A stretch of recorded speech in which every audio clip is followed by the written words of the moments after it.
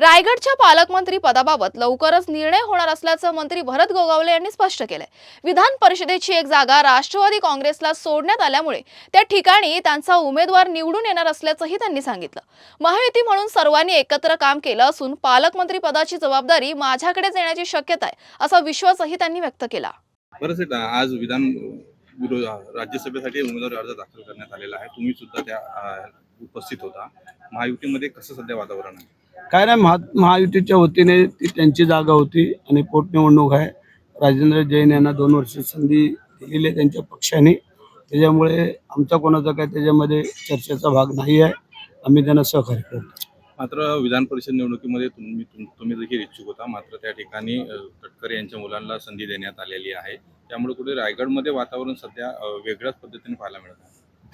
नाही, ठीक आहे, आता ती त्यांच्या पक्षाची सीट होती आणि त्याच्यामुळे त्यांना ती देण्यात आलेली। आमच्या नेत्यांनी सांगितलं की आपले सिटिंग सीट आपल्याला 4 मिळत आहेत, एक त्यांची सिटिंग सीट त्यांना सोडवलं। मात्र त्या ठिकाणी ज्या ठिकाणी तुमचं आणि तटकरेंचा मोठ्या प्रमाणावर वाद पाहायला मिळत होता पालकमंत्री पदावरून, तो वाद आता निपटलेला आहे आणि पालकमंत्र्याची माळ तुमच्या गळ्यात पडणार का? होय, तसं ठरलेलं आहे आणि आमचे नेते मंडळी त्याप्रमाणे काम करतायत आणि येत्या 8 दिवसांमध्ये ते होईल।